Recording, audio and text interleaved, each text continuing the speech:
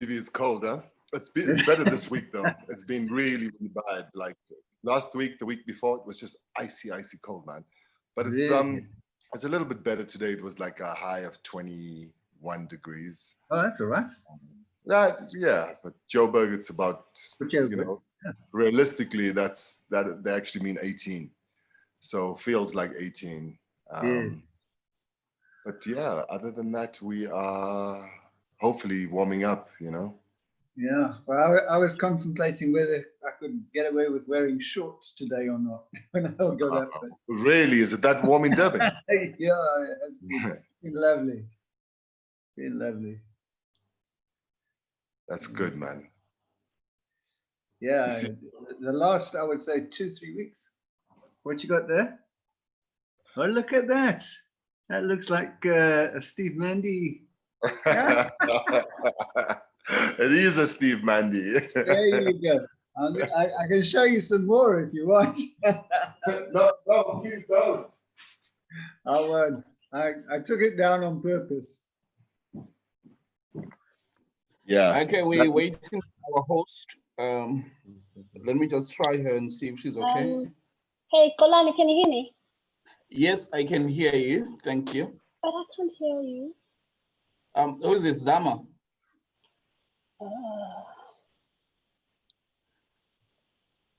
Is it Zama? We can't see you. Why am I unable to hear you? Just check your video, oh, Zama. Okay, sure. That's fine. All right, I'm good. Okay. Have you disabled your video? Oh, there you go. Yeah. Okay, good. All right, let me just check with our host. There you go, Zama. Hi, Steve. How are you, my girlfriend? I'm good. I'm good. Longest time. Yeah. Hi, Sheldon. Hi, Doctor. Hey, Zama. How are you? I'm good. How are you guys? Lovely. Hello, Lerato. Can you hear me? I think she's put us. I put my thing on mute because my kids come in and out of the room. So. Oh, okay, cool. Yeah. So I'm listening. I can hear. Okay, cool. Yeah. Okay. Are you still in the same place in Glenwood, Zama? No. I'm in Morningside now. I'm on Global Road. Oh. I've moved there a long time ago. I left there 2015. Serious? I thought you were going to be there forever. It looks so nice there. I know, it's nicer where I am now. Is it? Oh, yeah, the crime there was hectic. Yeah, are you still at the same place? Up the road? I'm on the Brea now. Oh, you're no longer in Overport? Yeah. Oh, okay. Still in the same house? Yeah, on the bridge there. Oh, okay. You came to see me there once, didn't you? Yes, I did. Yeah. Oh, okay. Actually, I was looking and there was a dress that we did together with flowers coming up from the... Yes. It was beautiful. And the one we did in Cape Town? Yeah, we took it to Cape Town, yeah. Yeah, I still have those pics as well.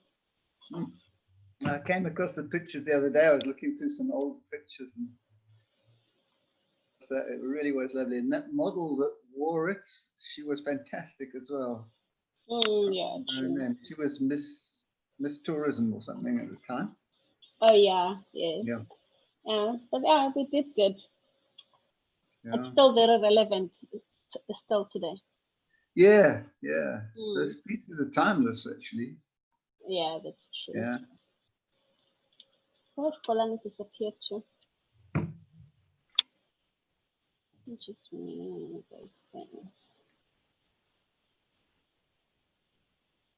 so you must invite me around for a cup of coffee. I'm sure. See a new place. Let me post Salon.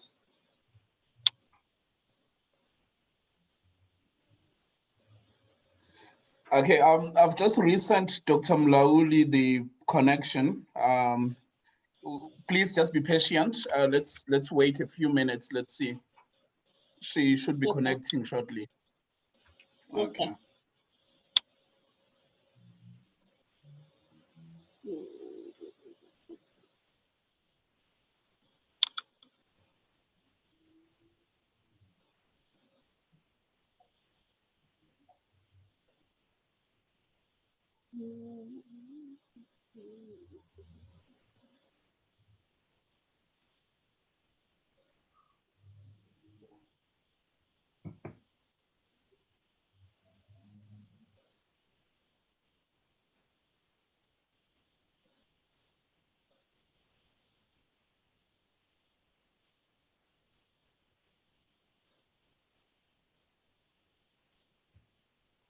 Yeah.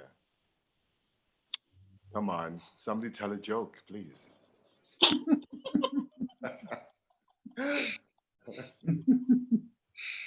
Yeah. Comes Why from you, don't mother. you tell us a joke? Oh, you go first, Sheldon. You thought of it. I'm the worst jokester. No, you're not. Yeah.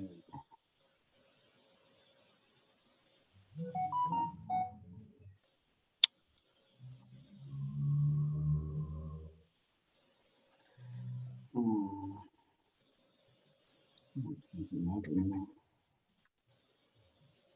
Oh, we've got fiscal Kalala.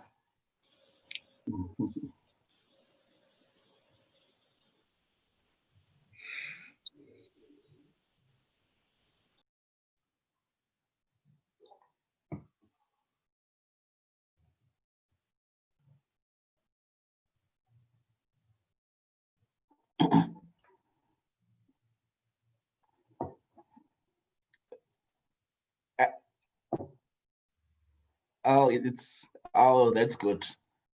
All right, no problem, Doctor. We'll wait. No worries. I'll just say everyone is here now. Okay. All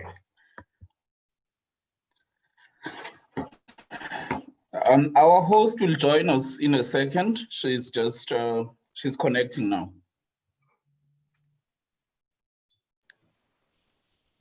Okay.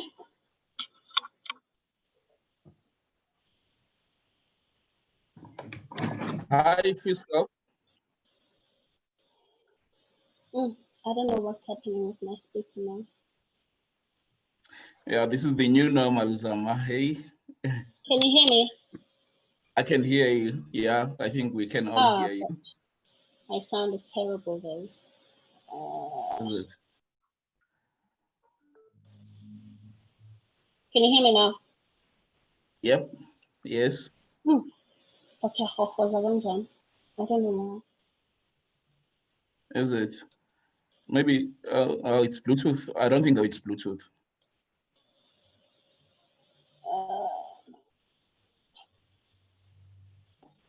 I'm gonna go again. Malus. There's Dr. Mlauli. Wow, my sound is bad.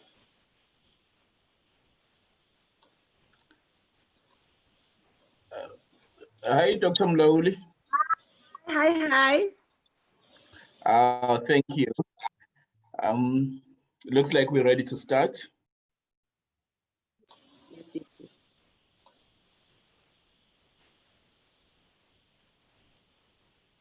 I don't know what's. Okay, looks like we're ready to start.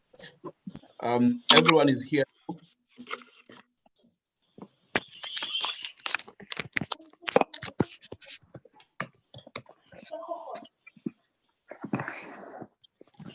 We'll just wait for Zama. She's just getting her sound right.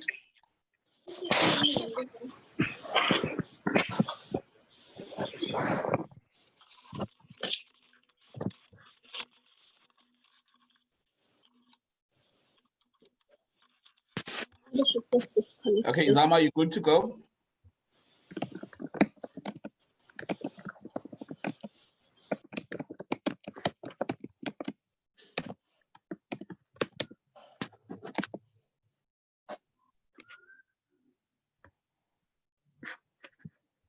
Hello, can we go ahead?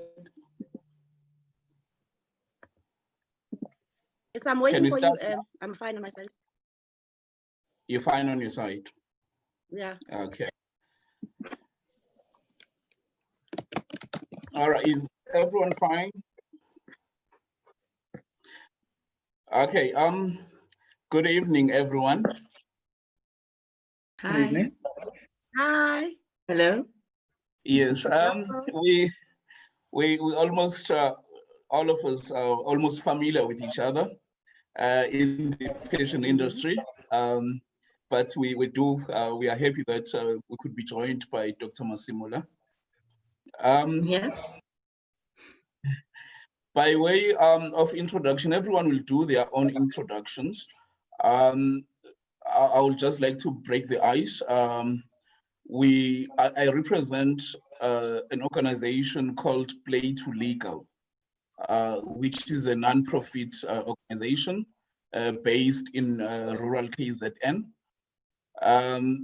We are inspired by the Nelson Mandela Foundation in this time of the COVID-19 pandemic to actually bring together the fashion industry. And we are actually asking ourselves, what role can the fashion industry play in this pandemic? But also we acknowledge that the fashion industry has been impacted by the pandemic. And one could not find a better person than Dr. Mlauli to actually host us today. She is well respected in the industry as well as in development in general. She's earned her stripes, you know. I won't talk for her because we only have 67 minutes. We have here designers, fashion designers established. We have also obviously business strategists, and we have the medical practitioner, Dr. Masimula. We also have Steve Mendy as well as Fiston, who are artists. In the order of the things today, as we are talking and discussing, Steve Mendy and Fiscal are going to be actually sketching the mask or the masks, and then they will present those towards the end. So, you know, it's quite unique and interesting. I will now hand over to Dr. Mlauli, and I'll ask her to direct the program for us. Thank you very much, Golani. You've just said a lot, but let me just give it, make it short. I thank you. I feel honored to be invited to this because this is, you know, that industry that you say is your first love industry. Because I'm the specialist, I'm the economist in the industry, in the fashion industry, but studied in England.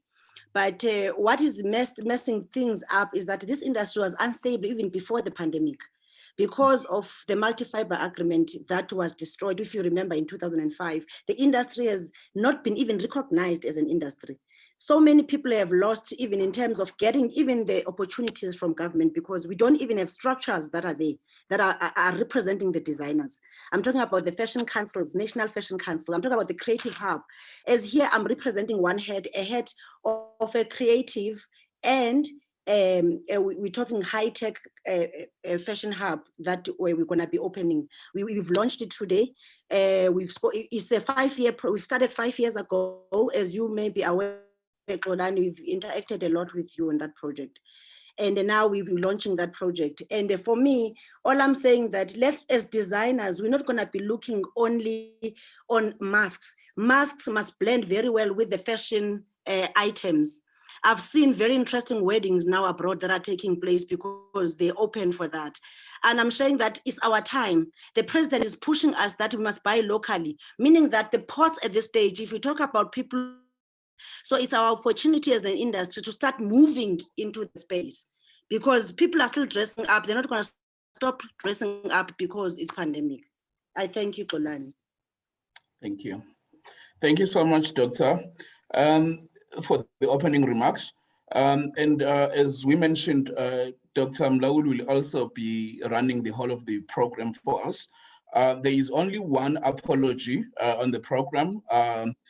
The representative of the Nelson Mandela Foundation, they could not make it today. But as we mentioned, this whole program for 67 minutes, we are inspired by, by giving back, and seeing what the fashion industry can give back. So I would like Dr. Mlauli to continue with the program, and obviously we'll just follow. I hope that everyone has received the program. If is there a need for us to re-email it? Yes, they have. No, I think the program is very short, really. I think now that we've spoken, it will be like introductions that everybody can introduce themselves, if that's what you want us to do, Polani. I think it will be good for all of us, although you've introduced people. And I think your 67 minutes is finishing. So we might have to shorten a bit of what you wanted to say so that we can concentrate on the designers to do the best that they can do for us. Thank you. All right, on the introductions, obviously we're starting, I think, the first person there. Oh, there is also another apology that just came through. Samuel Libakeng won't be joining us. So I think we can start with Zamamate, and then we'll go to Sheldon, Elena, Fistin, Steve Mendy, and then Dr. Lerato.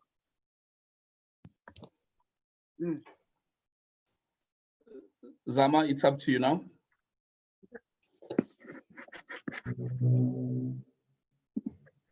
We can't hear you, Zama. Is she here? I can't hear Zama. Zama. Okay, she's unmuted, yeah.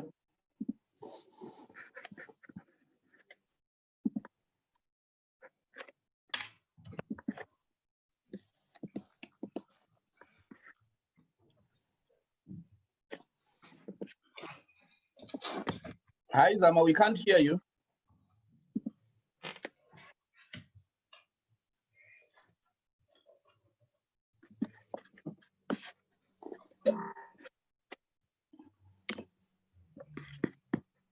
I guess it's the new normal. I know. Mm.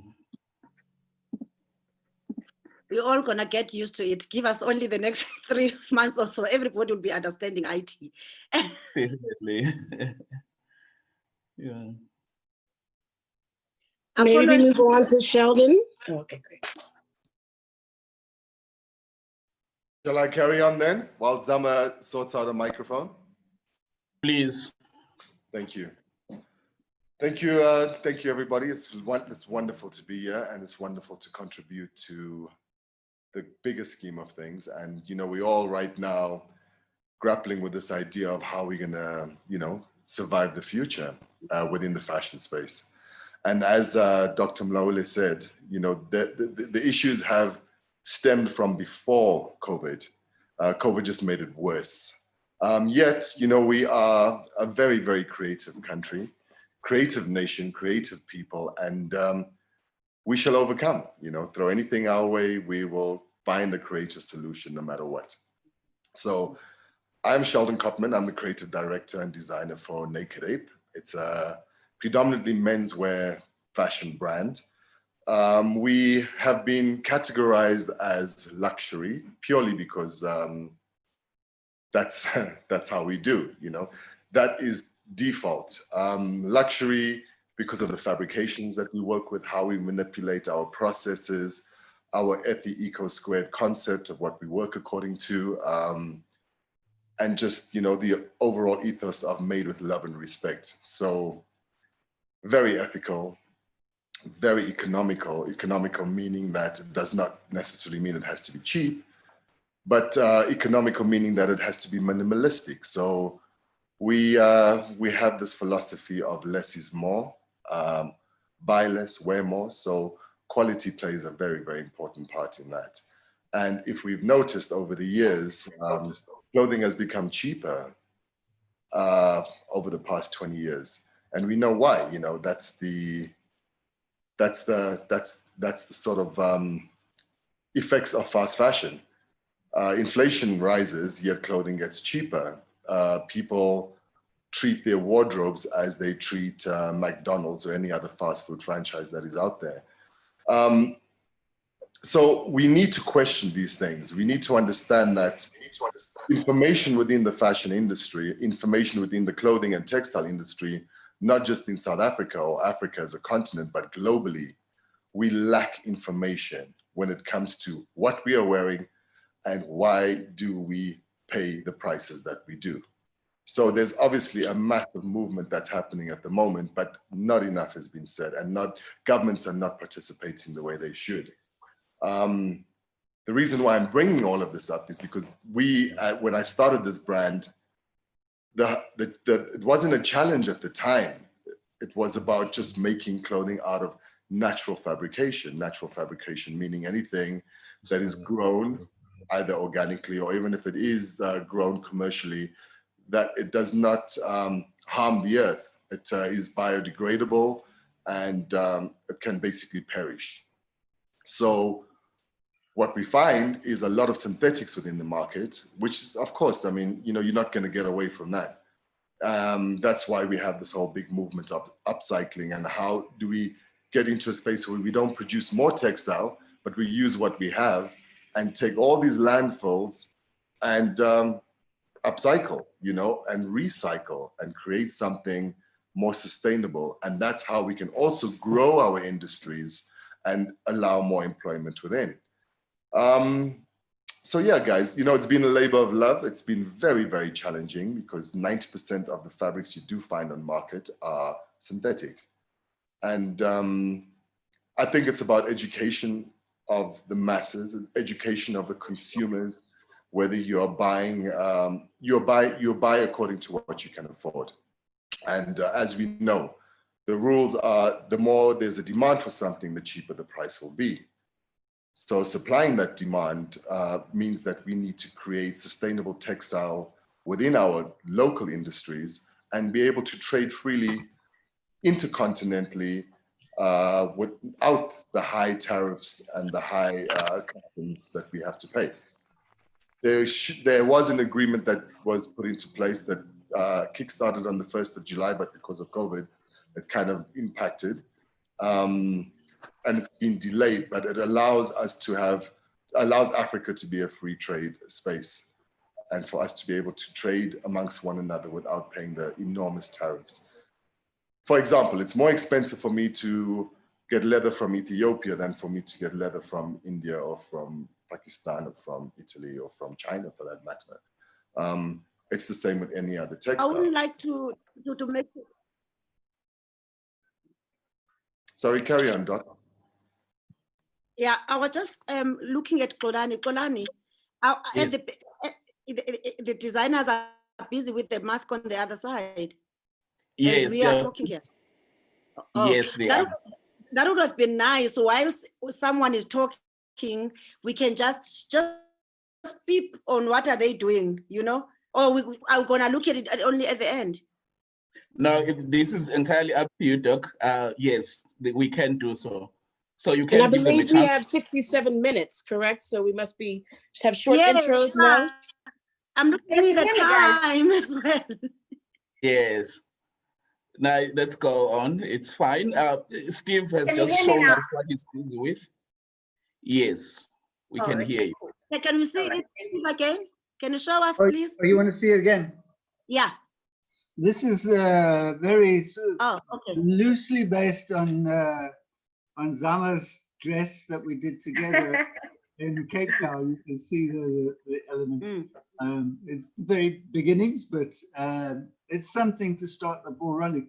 I really liked that dress. It was an absolute success, and what I like about painting on fabric is the freedom that it gives me. So yeah. Anyway, that's the start. Okay, thank you very much. We can go on with the program. I just wanted us to remember why we're here. Definitely, yes. Thank you. And I'm just working according to the program, Doc. So Anyway, you asked for an introduction. I've given you one. I can go on and on and on. So I think I've spoken enough, and please do continue, Zama. But I think what you've just said is very important, and it is the key to this industry. What you've mentioned, you look at it, you're looking also on our trade agreements, because without those trade agreements being sorted out, there is no way that we can trade with anyone, even in Africa. So what you've mentioned, it reminds me of some of the projects. I was amazed when you spoke about, but we'll talk later. You can go on. But what you've said, I like it. I would like us to give you an opportunity, because these are the issues that are key to the industry. All right, Doc. You see, the thing also is that we are here talking about the importance of masks and how we should be approaching it, and people who are doing it themselves within their spaces. These kind of things need to be taken into cognizance every single time they approach anything to do with design. They've got to know that creating something that is disposable is ultimately going to end in a landfill. They've got to know that you have to be able to create something that can be reused.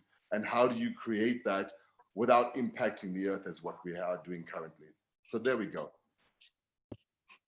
And I've known Sheldon for years, so I know he could keep us on here for 6,700 minutes with all this great knowledge that he has, acquired over the years. I could listen to him for 67 days. So That's great. Okay. I think Zama, it's up to you now. Yeah, I guess I've been spoken about a lot here because nobody could hear me. I'm Zama Mate. I'm a creative director and a head designer at Zarth, which is a women clothing label. We also regard it as luxury, obviously, because of the fabrication that we use and how we manipulate fabrics and put them together. It's made out of love. It takes time. We do bespoke.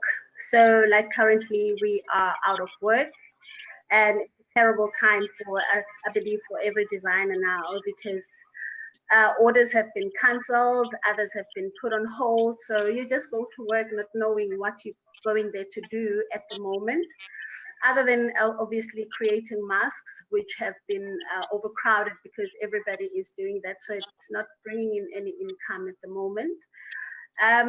And well, as we are talking about masks, I was looking at the fabrics that people are using in creating these masks, and wanted to know from the doc which ones are the best, because obviously cotton has been put out there as the best fabric to use when we're creating masks. It's the safest and it's easy to breathe in it.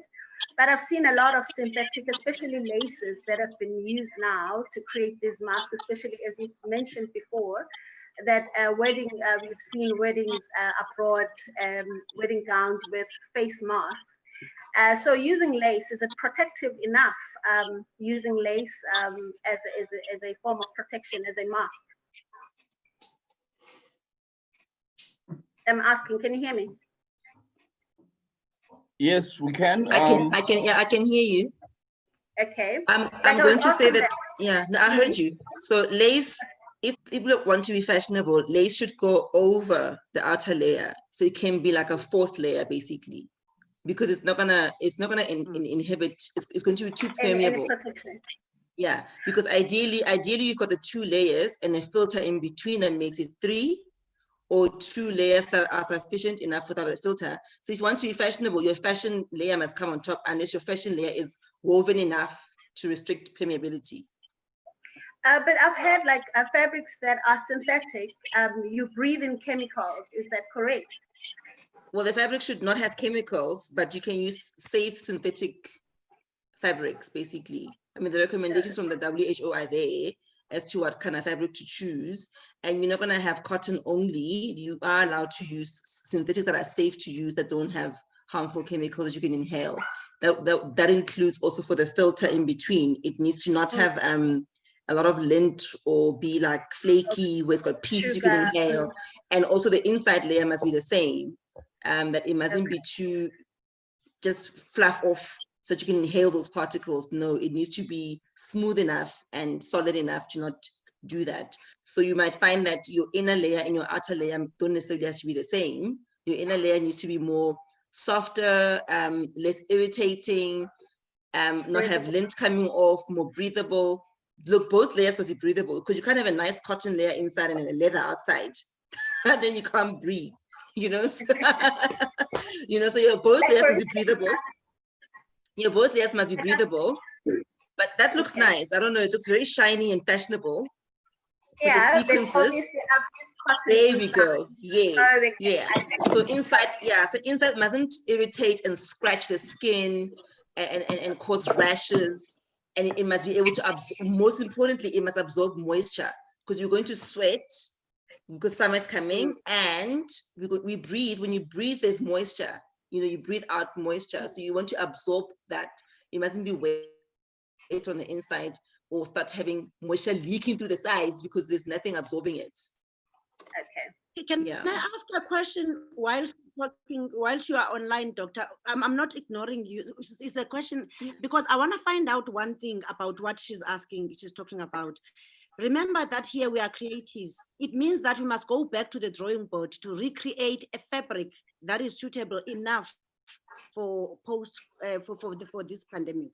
What does it mean? It means that we need to get some specifications now in terms of the fiber content on the fabric. What if we're using cotton or if we're using the synthetic? Because that I'm sure that it could be designed. I'm talking about the designing of the fabric itself. I'm not talking about designing of the mask. Yes. I'm very grateful of what you have just said. Yeah, so the guidelines for fabric selections are outlined in a document by the WHO. I don't know if the designers have access to that, but I can quickly read through what is supposed to be there. So you can use synthetic fibers that are recommended for quick drying properties. If you're going to use cotton, polycotton, or viscose, they should be taking care that these fabrics can be highly water absorbent. It mustn't become wet against the skin, as I've already said. And the fabric must not generate heat. You don't want to heat up because you're breathing through the fabric that's not generating heat, you know, and then no fiber fluffing, basically, as I said. And then if you're able to dry quickly, because you're going to have like 2 masks, you use this one today, you wash it, it needs to be dry so that you can iron it. Sometimes it helps to carry an extra mask in your bag. So you don't want to have just one. So that the fabric needs to be quick drying so you can dry and iron and be good to go. And there's guidelines for inner layer and outer layer also. You know, how the permeability should be. The inner layer being soft and the outer layer be more water resistant. You don't want moisture from outside, which you're preventing. You don't want the droplets from outside going through your mask you're wearing to protect you. So your outer layer needs to be hydrophobic and your inner layer needs to be moisture absorbing. So the one must repel water, one must absorb. Okay. Yeah, but there's a list. The guidelines. It's quite easy. I've been looking at this on the WHO website, and I think Kolani also sent me those guidelines. So I'm sure they can be made available to the designers.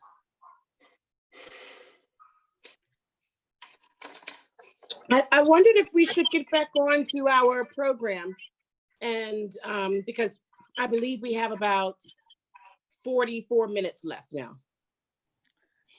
Definitely. Okay. Back to the doctor, Dr.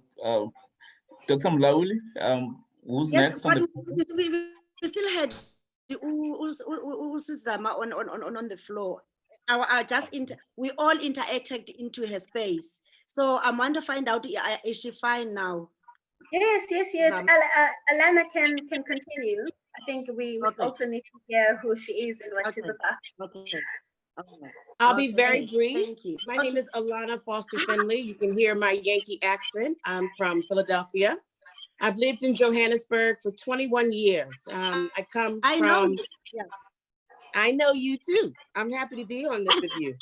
I come from a very strong fashion background. I started in retail at 15 years old and moved into costume design and celebrity styling, and came here in 1999 and became completely enthralled with this industry. My first job here was Stone Cherry. So using clothing for a causal purpose just changed my life. And then I got to become very close to amazing designers like Sheldon Kaltman that really, helped me to cut my teeth in this business. I now have started an organization called Afara Group. Afara in Yoruba means bridge. So I bridge global brands to African markets in the space of fashion, philanthropy, music, design, and art. I had 5 wonderful years under the guidance of Dr. Precious Malloy Motsepe, working on Mercedes-Benz Fashion Week, Africa, Joburg, and Cape Town. And now I'm here. I'm finding power in the paws of this crazy pandemic that is trying to put it on our fashion industry. So I have a little something to say, according to the agenda, about where to from here. Thank you. Thank you, Alana. You're welcome. Always bright. You haven't changed, eh? Thank you. Thank you. Okay. I think now, Xolani, are you happy now with that? Can we move to the next speaker? Yes, please, to Firsten, I think. Yeah, I think it's Firsten now. Firsten. Hi guys, how are you? How's everyone doing tonight? Hi. Okay, the name is Fiston Kalala. I'm from the DRC. I'm a fine art artist.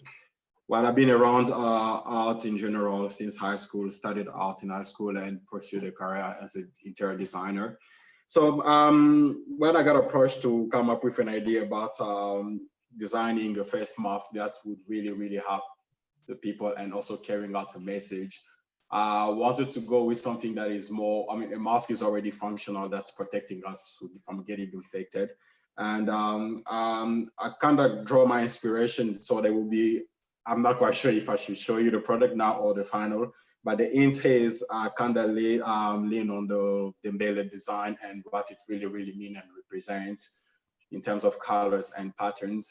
And I also drew a few quotes from Nelson Mandela and something that he would have said in this difficult time that we're going through as a country and also as a whole world. And that's the idea that I'm playing off in terms of designing this mask. If I can just give you a sneak peek of that. Yeah, but I'll show you the final as we're done as I'm working on that. That's pretty much it from that. Sorry guys, I'm a bit nervous. Okay, thank you, Fiscal. Are we all happy with Fiscal? No, we'll get later. Maybe let's leave you to do the work. Other people, they don't want to work and talk. Yeah, you just gotta put your mind in there and focus. I hope it's gonna be a good one. So yeah, that's pretty much it from me. Any questions? Okay. I don't have any question. Do you have any questions on your side? Or you're gonna have later once we see the product? Yeah, okay. On my side, no, I don't have questions, but I'm glad that you could join us. Thank you so much. Okay. Thank you, pleasure. Okay. I think our next speaker is Dr. Masemula. I've already said something. Did you want to say something more, Doctor?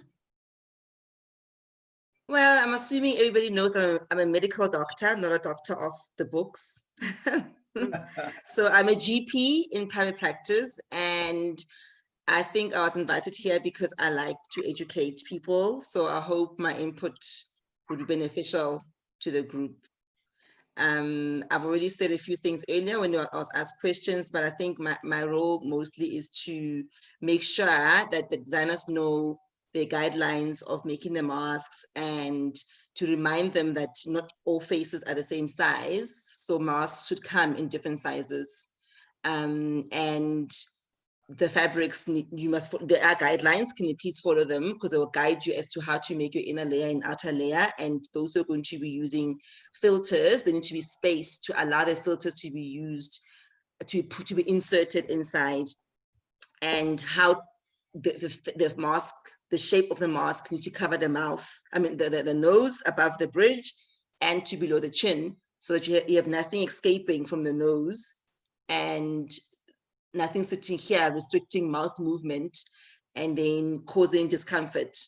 So they need to bear in mind the end user. It's nice for the mask to look fashionable and look pretty, but it needs to be, most importantly, functional, and functional in terms of repelling stuff coming in and reducing of particle entry, and then also comfortable so that the person wearing it doesn't keep touching their face, adjusting it because it's uncomfortable, because that defeats the purpose. We don't want hands to the face. We want to reduce hands to face. But if my mask is uncomfortable, I'm going to adjust it. It's too loose. I'm always pulling to my ears. You might even end up touching your eyes. So that those things need to be taken into account when you're making the mask, that the comfort and the fit needs to be right. Therefore, there needs to be different sizes. And don't forget that adults and children won't take their mask from the same shelf. You need to have kids sizes in different sizes and adult sizes in different sizes.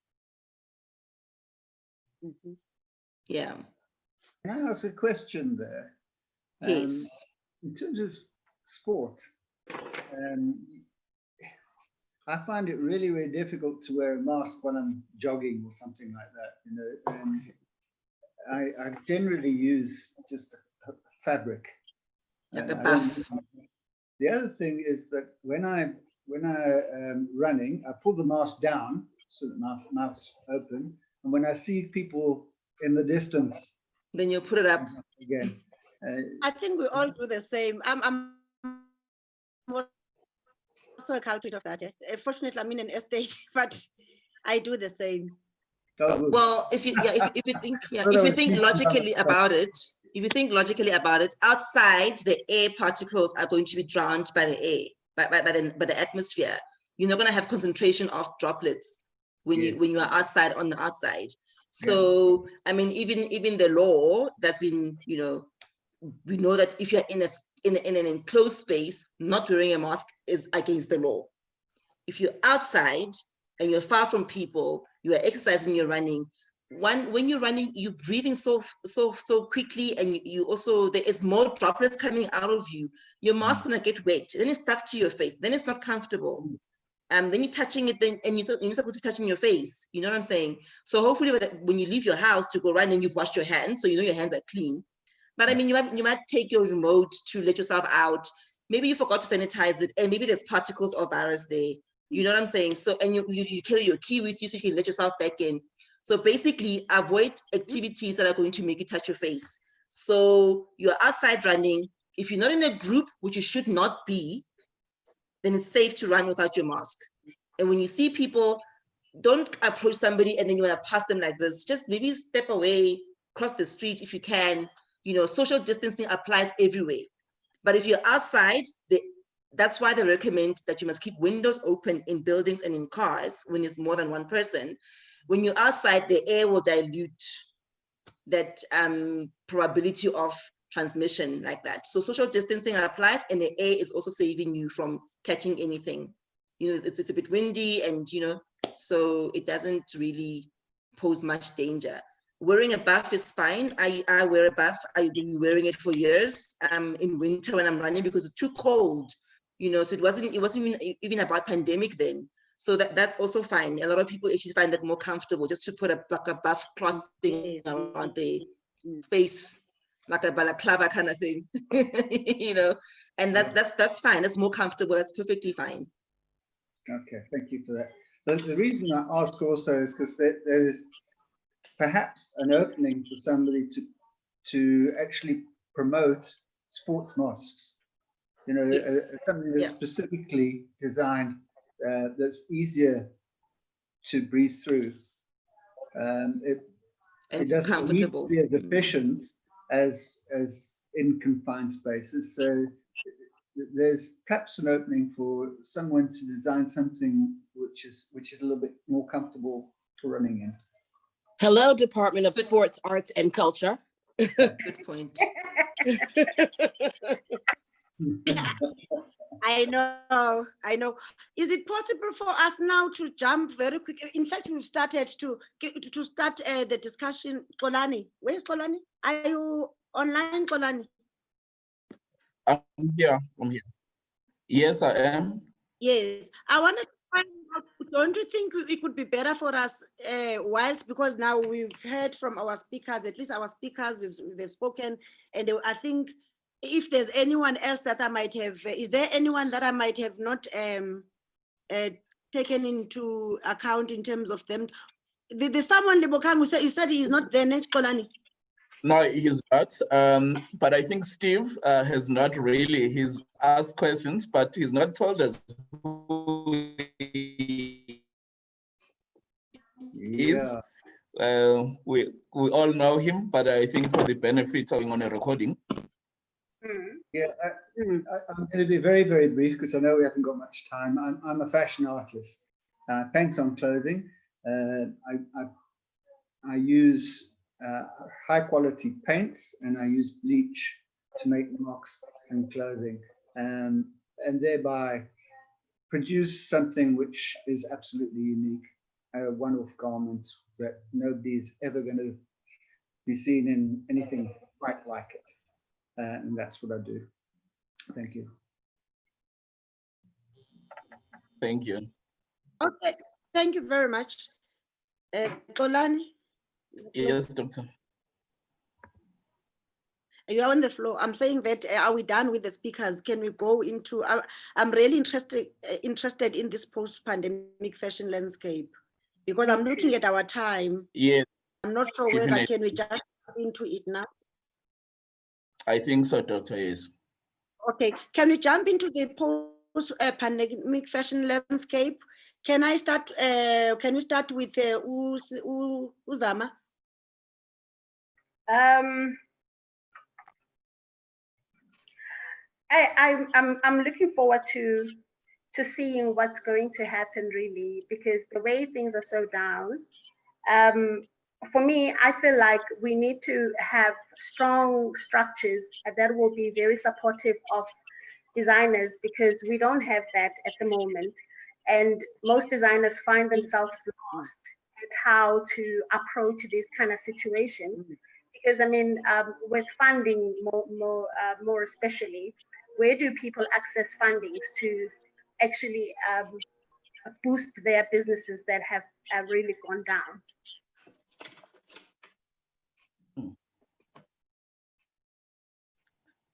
That's quite interesting, Zama. Thank you. You know, I think, you know, when you talk about disruption, it's what everyone talks about. And we were all thinking that the fourth industrial revolution is going to be the big disruptor, yes. But now we have the COVID, you know, and that's quite interesting. Back to you, Doctor. Okay, thank you very much. Can I also try to, I would like to find out from you, Alan. Alan, are you online?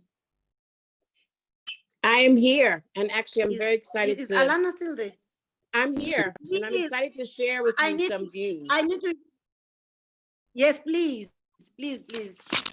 I'm so happy you're here, Doctor. It's your floor. We've had these kind of conversations before. Yes, so, it's your floor. Let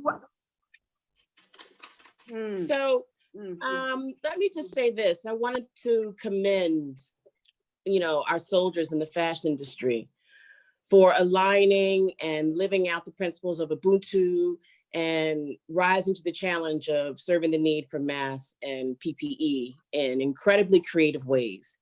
I think already you've kind of shown your strength. And while some of them are sitting at their machines complaining, there are many others that are leaning into the only constant that there is, and that is change. This COVID-19, it came in the night, and it's been the great equalizer.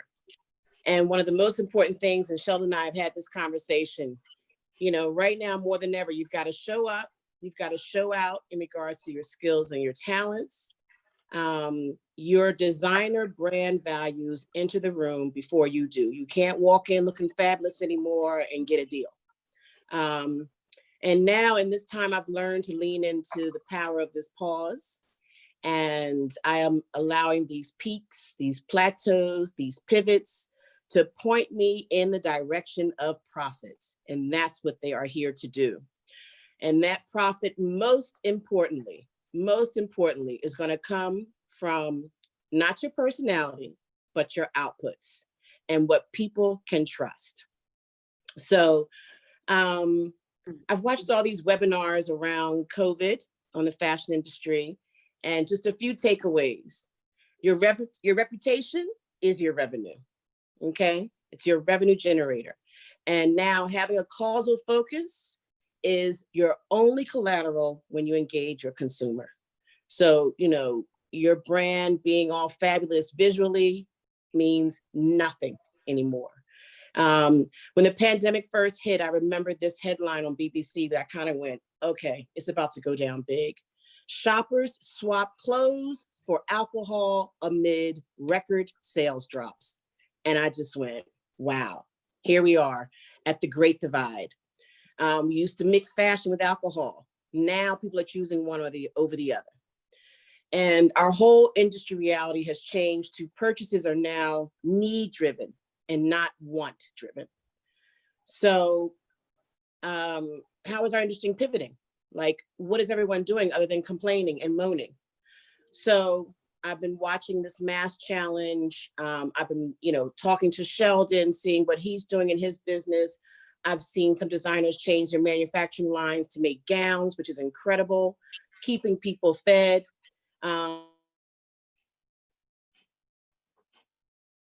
Made consumers wearing masks their walking branding, and they have actually taken a need for something and turned it into a consumer want, which is incredible.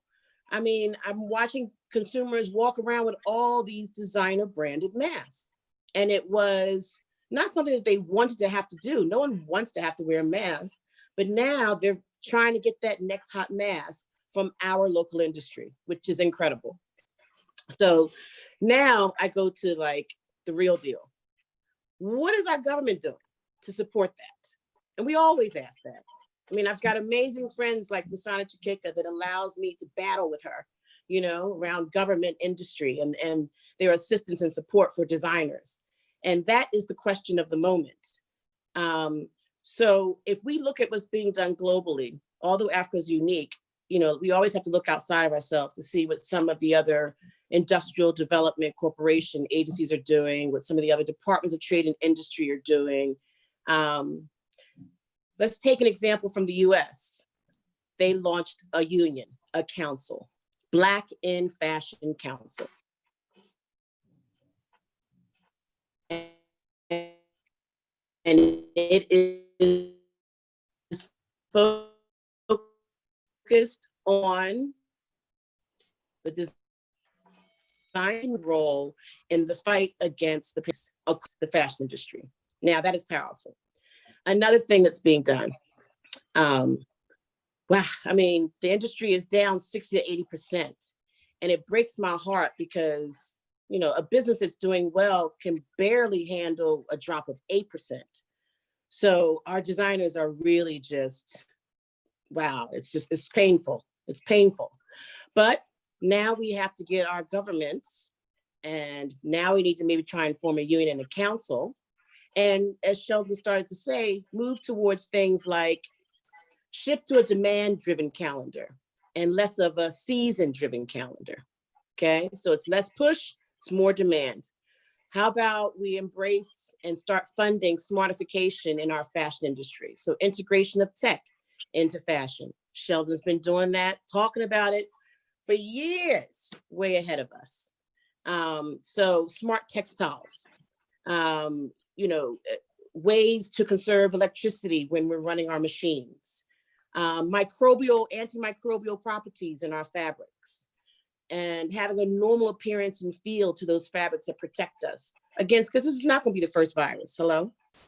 And another thing, distribution of our margins differently. So not such heavy costs to manufacture, transport, distribute, store, and sell or stock our goods. But you know, we need some help so that we can get our stuff out there globally and get more bang for our buck. And then last but not least is sustainability in the supply chain, which is very, very important. I think we've been talking about that for years. So now, one of the last things I could go on and on, but I know we're tight on time, but one of the most important things I wanted to just remind us of, the Great Depression of the 1930s. Okay, it sent the entire civilized world on a roller coaster ride of uncertainty and deprivation, but it had a significant impact on the fashion industry and its remodeling. That's exactly what this COVID is going to do. It's not doom or gloom. It is the moment we have been waiting for to shift this industry to where it needs to be. So, and it gave birth to a focus that we all still follow. So for instance, the skirt shortened, you know, and because we had less fabric to use, okay? So now designer businesses have one choice. They either emerge as a whole new face and pivot and deal with it and peak, or they take a step back and really, really ask if this inevitable change, you know, is this the business they really want to be in? Because, you know, fashion is not for the faint-hearted. And so here we are, no pun intended, at a cross scene, dealing with something that we never saw coming. And while it's inspiring and scary all at the same time, I can say that I would have never committed 21 years of my life, not only to this concept, but to this fashion industry, if I didn't know that we had the power to push, peak, pivot right to profitability right out of this pandemic. But you know what? I am going to be standing on a soapbox asking, where is government? And where are our impact investors, our Pan-African ones? Okay, and where is our fashion fund? Where is the African Development Bank? And because right now, more than ever, we need them. That's it for me.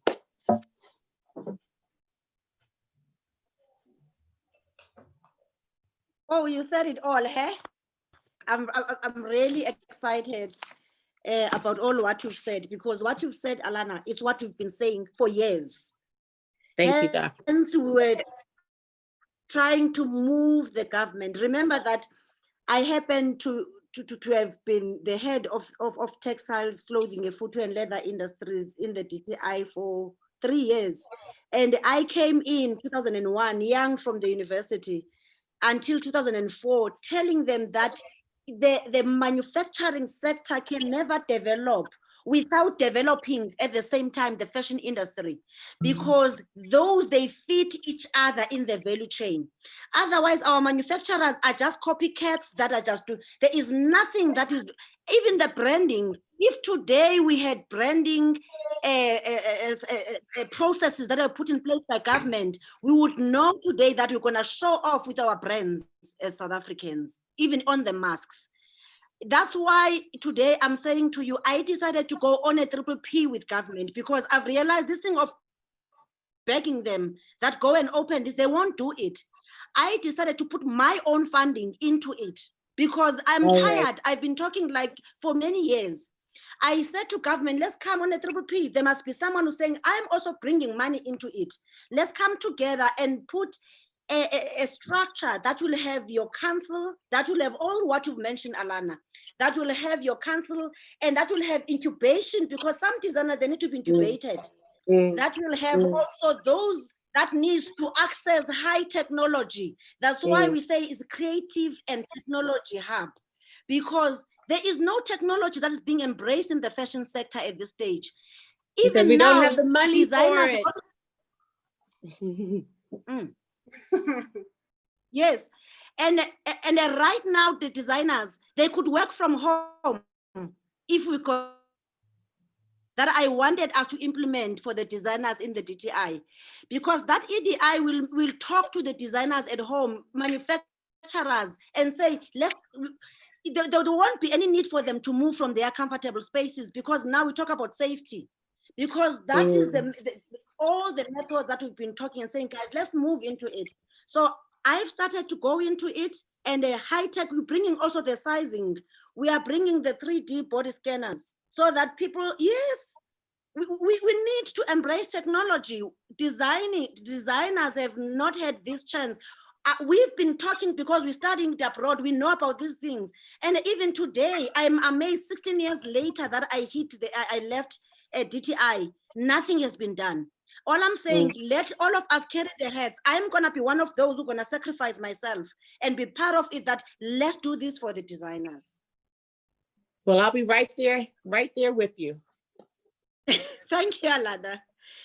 Alana, is there any? I'm waiting for the post. I'm waiting for creative things. Do you have anything, Steve, for us? Yeah, I've got a couple of things. I'm going to start with the very obvious. And then Wow. I thought Yeah. like a nice, and that's the zebra print there. And then on this side, I've got inevitably the shwe shwe feel. And then here I've got a Mandela specific 46664 with the hands at the side. And finally, Zama's dress. And that's my contribution. Right.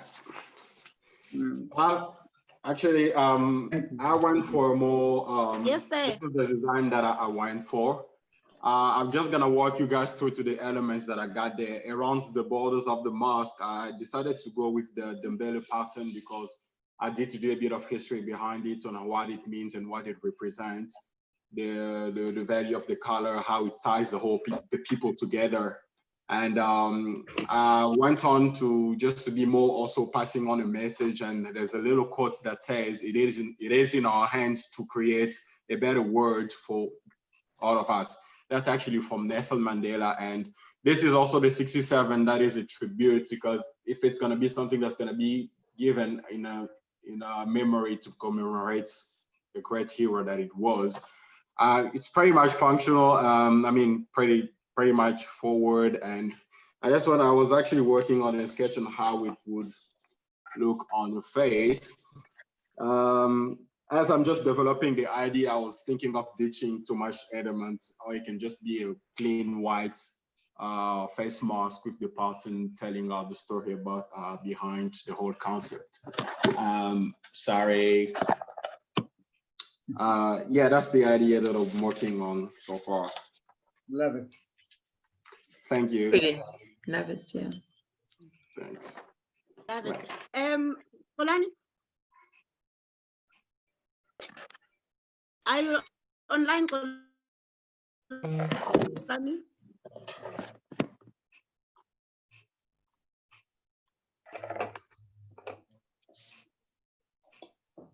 Polani? Is it as if you are losing Polani? Well, we've got 5 minutes, Are you Doctor, there, if we're Polani? compliant with our 67 minutes, Yeah, right? We've we are got 5 almost minutes. finishing now. I just wanted to ask you, Polani, okay, he's there. All right. Yeah, I'd like I'm to here. say something to Polani, that. are you there? Yes, Yes, I'm yes. here. I would like Sheldon to say something. Please, Sheldon. All right. Hi, Doc. Thank you. The floor is yours. Look, it's we need to continue this conversation. Please allow it another time, Doc. Maybe myself, you, Alana, Zama, we can have this conversation again. Zama, I just want to say something to you. I know how you're feeling. And at the beginning of this all, it took me quite some time to get my head around it. I was spinning. And when you say we need a stronger structure for designers and support funding avenues, you're absolutely right. But this is something that has been spoken about pre-COVID, and it's been going on for some time. And as Dr. Mlauli says, she since 2003 has been on about, hey guys, we need a different kind of voice. We need a unified voice. We need to be working together. Industries need to be interwoven, excuse the pun. You know, the WARPs and the WEFs need to be working with one another. And right as we have been doing it, everybody's been doing something, but nobody's been working together. So, you know, in that, Zama, you know, you say that you're in a bespoke space. I'm pretty much in a bespoke space. And, you know, I can't tell you, after my little pity party of what am I going to do next, I actually came out quite elated, elevated, a feeling of euphoria, a feeling of rebirthing, shall I say. It's been beautiful. And what it is the fact that I love what I do. And money is not going to stop me from doing what I need to do. Bottom line, I'm still going to create beautiful things. I always want to do beautiful work, and money will come as it does, you know, because I believe, and I believe in the greater powers that be. So for you, my dear, we're all here. We're all in this together. Pick up the phone, give me a call if you need to. Let's have a chat. I can only feed you with a whole bunch of good vibes. Thank you, Alana For sure, for sure. Alana speaks about, you know, the antimicrobial textiles. She spoke about a lot of things, and thank you, Alana. You covered every single thing. But let's just speak about the textile in its own. We have a very, we all about cotton, cotton, cotton. And look, great, guys. Thank you very much. But cotton is not where it's at. Cotton is great. It's a textile that has become sustainable. Yet we are an eternal land of sunshine. You know, when it's raining in the Cape, it's sunny in the Gauteng or in Mpumalanga, or KZN is always sunny. We can grow. We should be focusing more on hemp textiles, on anything that comes from the marijuana plant. Over 2,000 byproducts. We can make fillings for masks with that. We can do all kinds of things with it, as well as bring in all kinds of antimicrobial. It has all kinds of antimicrobial properties within that too. So I'm not going to tap on Dr. Lerato's area of expertise, but I do know that from a fabrication perspective, we need to be paying more attention to alternative textiles. Right now, there's a company out of Italy called Silverguard that I spoke to the gentleman here in South Africa who brings this textile in from Italy to do scrubs for hospitals, you know, and these guys have been so busy. They're completely fatigued at the alarming rate of business that they're doing. Now, we should be at that level where we can be creating these textiles for ourselves. Where are our textile engineers when we need them? What is going on within these faculties and facilities? Why are we not talking to them? They are all closed. They are all closed. You see, now that's the thing. The like, you know, branch in Durban is closed. There is no. It's a sad thing. And Galvanor. I mean, they're good guys, you know, and as we've been saying, I mean, these guys have been after rescue packages year after year after year. And the saddest part of it all is that we are challenged to a point as a designer. I'm going to give you a simple example. Johannesburg has the Oriental Plaza. The Oriental Plaza is a hub for textile. If the Oriental Plaza is to stock 80 to 90% of textile produced in South Africa, we have overcome, guys, right? Currently, it is not even 5% of textile that you'll find within that market. Why? Because everything is imported. Now, with this COVID, it's not just about, guys, oh, hey, what do we do now? We cannot be importing at the alarming rate that we have been doing for so long. The textile and fashion industry in South Africa has an opportunity to repair itself and do so quite rapidly, purely by understanding the need, the demand that we speak, the need-driven products that Ilana was talking about. Textile is everything. A designer would look at a textile and that textile would evoke some kind of imagination and creative spillage. And you would look at that textile and that would say, it will talk to you. Now, we are not seeing enough of that. And we are not seeing enough of anything produced locally. And that is a shame. I'm saying that, and I'm saying also that I'd love to do something more about it. And it cannot just stop with conversation. It needs to be infiltrated into all forms of communication, right? We need to communicate these things. We need to educate our consumers. They need to know that by supporting local, it can only impact us positively. And that's where we're at right now. So thank you, guys. Thank you. Let us go. And we need a task force. Sorry, doctor, we would love you to spearhead a task force spearheaded by you. Is what Can I say something? Sheldon? Yes, Doc? I like what you mentioned about the silver. I use silver dressings where it's appropriate for patients with wounds. So it's as long as the fabric is designed and engineered in a way that's going to be breathable, comfortable, non-irritating, it will not offend the medical side of things at all. You know, so it's not about the hemp or the silver, et cetera, or whatever has been proven to have antimicrobial properties. And I mean, if you use that, then you might also eliminate the need for extra filters in between, as long as then the thickness of the fabric of the inside and the outside make up that permeability reduction, you know, so it might actually be more cost effective. Capital upfront might be more costly, but cost effective, that you don't have to keep buying filters that are replaceable, and they can't be washed as frequently as a mask can be washed maybe 100, 200 times, you know, so it's a very good point you raised there. Yeah, and I think it's thank you so much. I think it's something that needs to be investigated.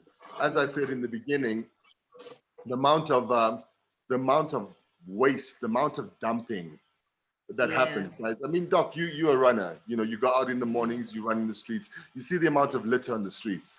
It's horrifying. It's horrifying. It's most depressing.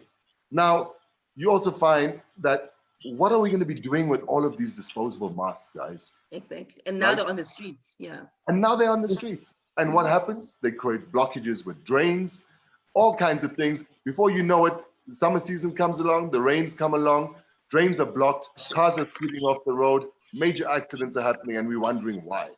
You know, it's enough we have a whole bunch of fast food containers laying all over the streets, and we're not cleaning our streets like we should. We in the fashion industry, we in the textile and fashion industry need to be accountable for disposable of fashion goods as well, of clothing and textile. Yeah, I've got a question. If I can answer that one, Sheldon. There was a program I used to chair that was a Danish government and South African. It was concentrating on cleaner textile manufacturing. I was a chairperson of that woman from Denmark, and it was trying to do exactly what you're mentioning, but it's unfortunate that no one owns government, because you can come up with these beautiful strategies and implementation plans. If the next person takes over after you doesn't understand what you wanted to do, will throw that thing and start his own. So there is, all those things were put in place in terms of the industry. But as I'm saying to you, that we need to go back to the drawing board. I think this is a beautiful space for us to be creative now. We can go back, even what you're mentioning, Sheldon, which is very important, in that creative hub. Remember the big textile mills, they were saying that they always want out because they want volumes, they can't short runs for the fashion industry. Then this is an opportunity for the fashion industry in the creative hub to have a space that is only focusing on developing small short runs, but beautiful textiles that are also appropriate for what we're going through. Doc, I agree with you. And as much as I agree with you, and you know what, of course, I also understand the larger numbers as well. And the thing with the larger numbers is that with the larger numbers, it's absolutely okay. But then you need, of course, more textile designers, you need more engineers, so that you can do your run of cotton as you need to and produce hundreds of thousands of meters as you do. But then for you to be able to make it more accessible to the likes of myself and Zama, these need to be wholesale at smaller quantities, but then you need to personalize it for those particular designers. Let's understand Flisco, let's understand Ankara, let's understand West Africa and Super Wax. Now, had we an opportunity to be able to design our own prints, so what happens is you have your base cloth, and all you are doing is you are designing your own prints, and you're having printing facilities, textile printing facilities, who are now not the mill themselves, but they are taking it from that particular process, and they are giving you an individual, they're giving you something individual that is tailored for you, for your particular design that suits your particular brand, that has, and your particular market. And like that kind of individualism is what gives you so much power within a fashion space. For Zama to have her own prints and for her to be able to sell her prints onto other retailers is awesome. And that's what we can do. So there are various solutions. So whether we are working with volume or we are working with niche, volume is going to give us that niche anyway. That's the way I see it. Thank you so much, Sheldon. And I think Dr. Mlauli, we're running out of time. Maybe we can just have our parting shots. I think Okay, you need that to close now because we're almost done, but I'm not sure. Can't we just see the, are we gonna see the final product, or we're fine with what we've seen now? We're done? No comments? I think we must see the final product, and maybe we should allow each person maybe a minute or two to just close off, and yeah, we can call it a day. Mm. Is that fine? Yes, I'm fine with that. Yes. All right. Okay. Maybe let's go to Elena, and then just like that. Okay, great. So I get to say something. Let's see. What do I want to close off with? Well, I think you know, when I was Googling, you know, I thought about how when I got here, the continent, we had like Ebola come and the West was freaking out. And we kept on moving.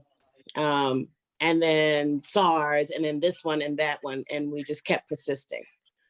And like I said before, I didn't doubt for a minute staying in South Africa. I've been here 21 years and committing my spirit, mind, body, and soul to this fashion industry. You know, I'm now 8 years in as a partner to Kisua.com, and we've gotten our stuff onto Beyonce. So I just think we're gonna be fine. But like I said, I am ready to be a part of a task force. And I think it's already started right here, that we call to order those that have the power to actually put us back on track and to push us into the future. So I'm ready to go. I'm ready to soldier through on this, because enough is enough already. Like you said, Doctor, it's been since 2001. So enough is enough already. Thank you. Thanks, Elena. Is Dr. Mlauli still here, right? Yes, I'm still here. All right. Okay, back to you. Yeah. Yes, we wanted to say something. We're just wrapping up now. Are we gonna see the design, or we want us to wrap up before we see the design? Olani? Well, I'm pretty much done with mine. No, we can see the design, and then you will have the last word. Please, Yeah, Steve? I'm pretty much done let's on see my the design. Can you see the design? Final product. Right. Steve, you want to go first? No, I can show you what I did, but it's kind of there. Oh, wow. So that's the first one. And I kind of went with the leopard print for the second. And then there's a South African flag fella, which is pretty tweed, but there it is. And then there's that's a really nice feminine type design. And then this one is the 46664. That's the right way around, yep. And then a kind of shui feel. And that's kind of spur of the moment, just a little sketch. Thank you. Right, that's great. In my case, actually, you guys want to give her feedback? You want to give him feedback, or should I just jump in? Can I see your design again? I really liked your design. I'd like to see it. Yes, actually, I was brainstorming around a lot of ideas, but I really liked this one. And what I did, I decided to kind of, if it has the chance to be produced, it's gonna be a basket you may use in both sides. So this side, we could be the front or the back, kind of carries on the message, you know, in a way that's the quote from Nelson Mandela, the 67 number, which is to commemorate the Mandela Day and what it means to the nation.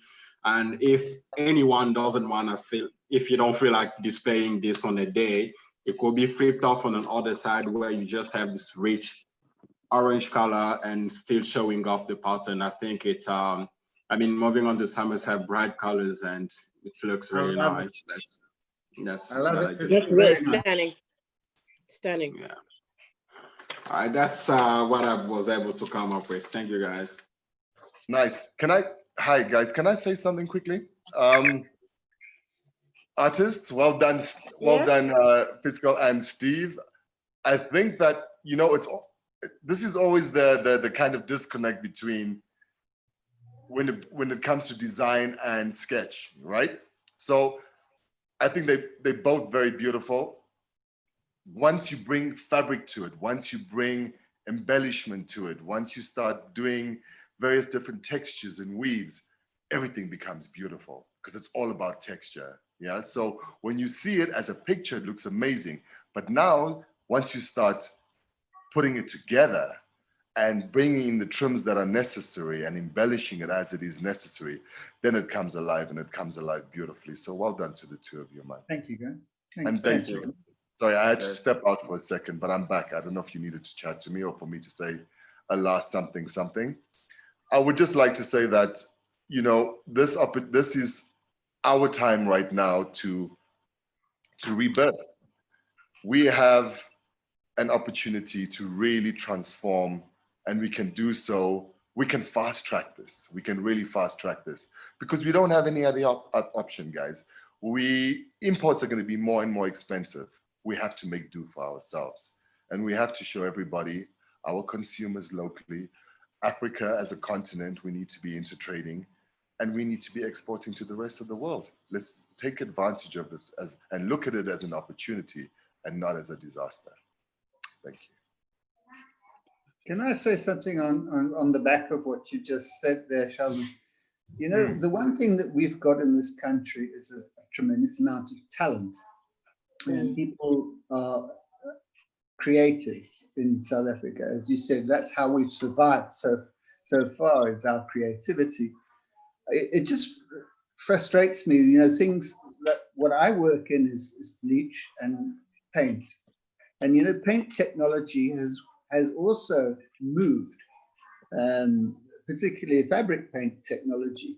So there's an ability to produce something unique, which people can say this is truly ours by being individualistic with paint. And I find it quite frustrating because for the last 4 or 5 years I've been trying to pass my discovery on to other artists, and I'm struggling. You know, there are very few people that want to take up that mantle. I mean, imagine like a whole factory full of artists working on fabric, which then goes out to different fabric. That is beautiful. And Steve, that is exactly the kind of hubs we need to be putting out there. You know, that's a hub. In other words, that is once again a manipulation of textile. So that cotton that is produced in bulk comes via your way. You're able to get it wholesale. You bring it into your facility and allow the artists to use it as canvases for various different designers. It's great. I mean, there's many solutions, but it has to be worked together. Yeah, but we need something which is totally ours. Can you go towards the wrapping up? Our time is really not enough. Okay.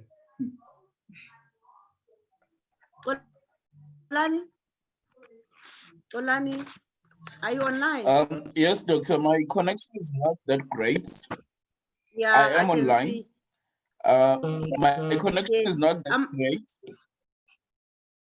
Yes. Are we wrapping? Yes. Can I propose that we wrap up now? Yes, please. Yes. Okay. Where is the doctor? Is she gone now? Dr. Lerato. I'm here. Okay. Do you want to say something, still doctor? here. Before we wrap up, you want to say something? Not really. I think I've said quite a lot and enough. I like the beautiful designs, and I wanted to say when they showed the reversible mask, The risk with that is that you might be compromising on what's comfortable inside and functional outside in terms of repelling moisture outside, and then you want to reverse that and put it inside. Now the breathability might be a problem. So as long as you can come up with a design that's going to be easy to switch, or make sure that your middle layer then filters a lot of things, that when you reverse it, when you lose the hydrophobic thing or feature for the outside one, because now you want it to be comfortable when you reverse it either way, at least you know the middle layer does the job to keep away the moisture from the other side. Thanks for that feedback. Yeah. Thank you so much. I think Kolani is very difficult. Yeah, I think now I'm wrapping up. Yeah, it's my connection is quite bad. Yeah. Yes, I mean, from my side, it is a very exciting moment for me. Yes, it is scary. People are dying, but I believe that when there's a disaster, God wants there's something that can be birthed. Death goes with birth. Something good will come out of this. Only if now that we are starting to focus on this, we don't make this a talk shop, as always we do. We implement things, and I'm happy that Masana is online. I can see she's one of the panelists here, because some of these things we need government to be there to listen. And I'm glad that Masana is online and she's a panelist and she's coming from DAC. And as she can hear that the industry really, we are repeating all what we've been saying for years and years. But now I am proposing that at least by the beginning of, or even by the end of this year, we can start working on phases. We can start with phase 1, and then we can go to phase 2, but all of us on board.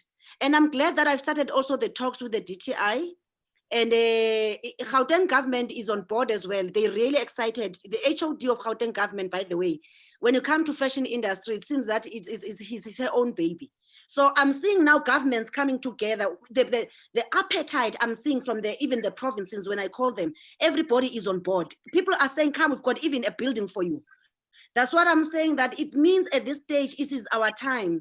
So let's not lose the opportunity. Let's grab it and run with it. Thank you. Thanks a lot, Dr. Mlauli. And I thank you, and sorry, I want to thank also the designers. They've done quite a lot of work. And those are the creatives. That's what we're looking for, creativity. Hence, we're saying, come with a hub that will assist in doing volumes and manufacturing. Designers are not manufacturers. The challenge in South Africa, we're taking designers, we're making them manufacturers. That's why at the end of the day, the quality of mask, when I say do 10,000 masks, it becomes a problem when there's no infrastructure for that. That is the infrastructure that the designers also are looking for beyond this.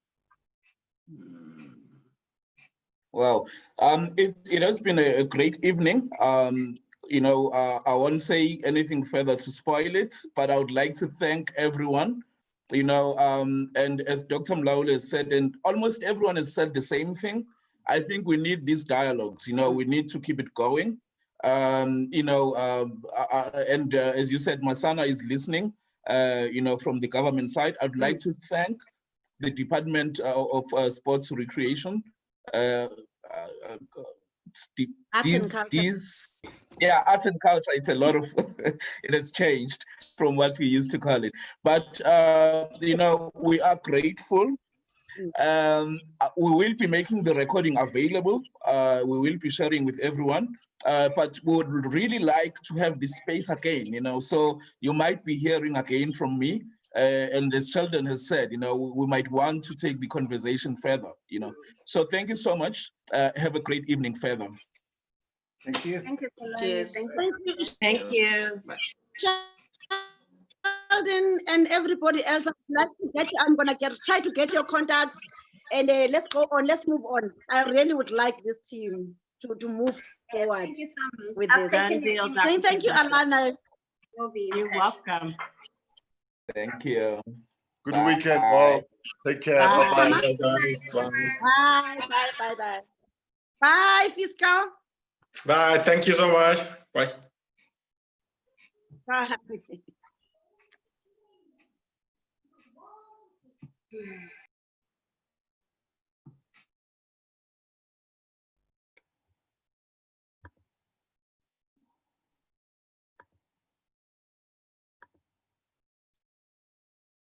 Xolani. Hi, Xolani. Hi, doctor. Are you happy with the whole? Oh, I'm so happy. thing? Thank you so much. You know, It's exciting, yeah?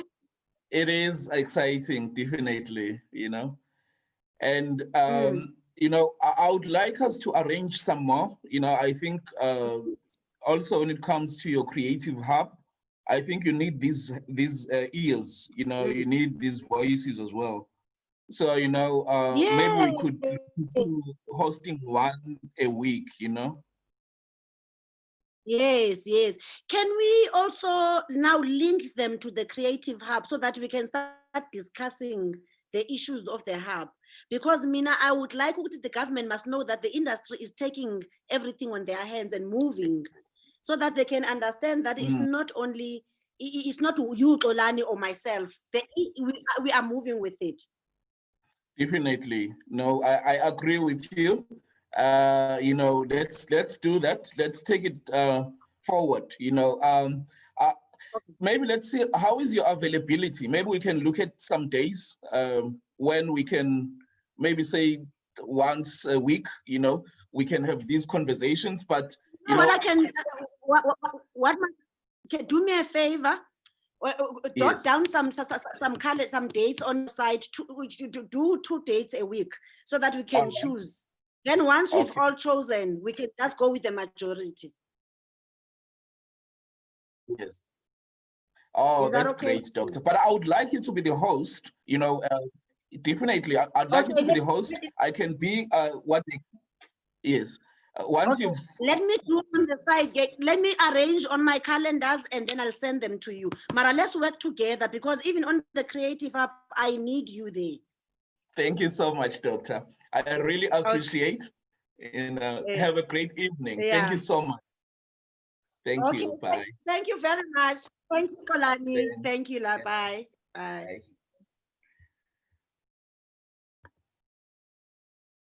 Wow. That was great. Now what do we do?